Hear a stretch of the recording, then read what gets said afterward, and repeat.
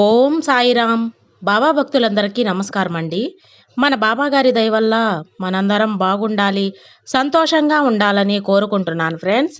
ఇక ఈరోజు మన బాబా గారు ఈ సందేశాన్ని అందిస్తున్నారు. ఈ వీడియో మొదటిసారి చూశారంటే ప్లీజ్ లైక్ చేయండి, షేర్ చేయండి, సబ్స్క్రైబ్ చేయండి ఫ్రెండ్స్. ఇక ఈరోజు బాబా గారు ఏమంటున్నారంటే, బిడ్డ, సమయం చాలా తక్కువగా ఉంది తల్లి. నీకు ప్రాణాపాయం ఒకటి రాబోతుంది తల్లి.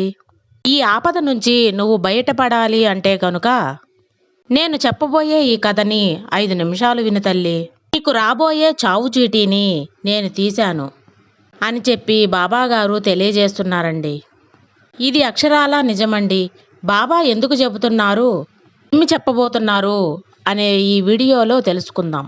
బాబా ఎప్పుడూ కూడా మనకు ఎటువంటి సమయంలో ఎలాంటి విషయమైనా చెయ్యాలి, చేయకూడదు అనే విషయంతో తెలియజేస్తూ ఉంటారు.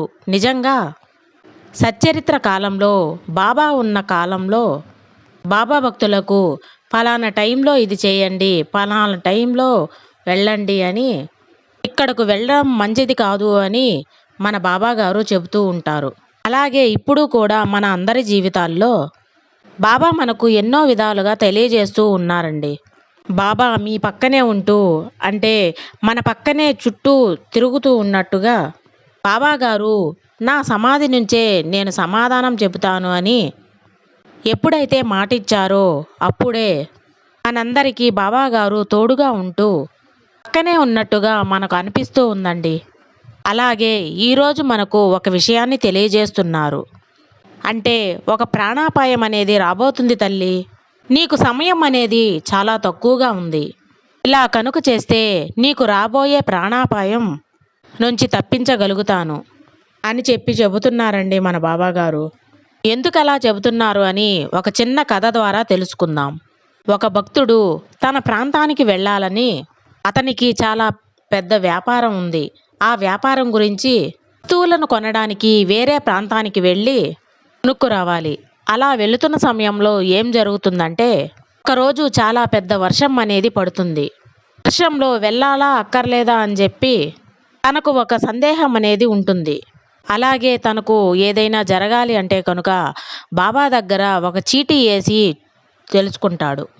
బాబా, ఈరోజు చాలా అర్జెంటు బాబా అని, నేను వెళ్ళలేకపోతున్నాను అని, నా వ్యాపారంలో చాలా లాస్ అవుతుందని, అవసరమైన వస్తువులను నేను వేరే ప్రాంతం నుంచి కొనుక్కు రావాలని ఆ ఊర్లో సంత అనేది పెడతారు. ఆ సమయంలో ఆ వస్తువులను తీసుకురావాలని, అలాంటివి తీసుకొచ్చి వ్యాపారం చేసుకోవాలని నేను ఖచ్చితంగా వెళ్ళాలి బాబా అని చెప్పి చీటీ వేసి చూశాడు. ఆ చీటీలో ఏమొస్తుందంటే వద్దు అని వస్తుంది. వెళ్ళాలా వద్దు అని ఒక 2 చీటీల్లో రాస్తాడు. ఆ చీటీలో వెళ్ళొద్దు అని వస్తుంది. నిజంగా ఏదైతే గనుక బాబా గారు చెబుతూ ఉంటారో అదే జరుగుతుంది. మనం చీటీలో వేసి చూస్తే గనుక అదే సత్యంగా జరుగుతుంది. అలాగే తన చీటీలో వద్దు అని చెప్పి వచ్చింది. సరే, ఆ సమయం అనేది దగ్గర పడే కొద్దీ వెళుతుంటే బాగుంటుంది అనుకొని, సరే వెళ్ళి చూద్దాం ఏమవుతుందో అనేసి బాబా నుంచి వచ్చిన సమాధానాన్ని పక్కన పెట్టి అతను బయలుదేరి వెళ్తాడు. ఆ వెళ్ళిన కొంత సమయానికి వర్షం అనేది ఎక్కువ అవుతుంది. ఎప్పుడైతే గనుక బాబా గారు వెళ్ళొద్దు అని చెప్పారో, ఇలాంటి సమయం అయితే మంచిది, మనకు సమయం అనేది ఎంత ముఖ్యమో మనకు ప్రాణం అనేది కూడా అంతే ముఖ్యమండి.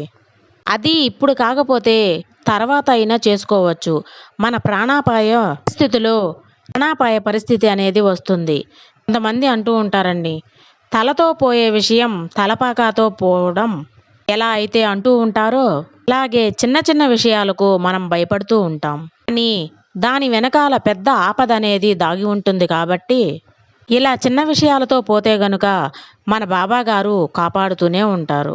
అలాగే ఆ చీటీలో వచ్చింది గనుక పక్కన పెట్టేసి మంచి వ్యాపారం చేసుకోవచ్చు, మంచి అవకాశం వచ్చిందని బయలుదేరుతాడు.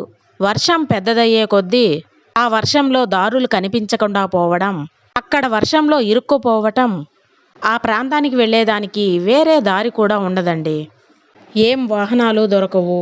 ఎక్కడైనా ప్రయాణం చేయడం కోసం ఎవరూ ఉండరు అక్కడ. తను ఇరుక్కుపోతాడు.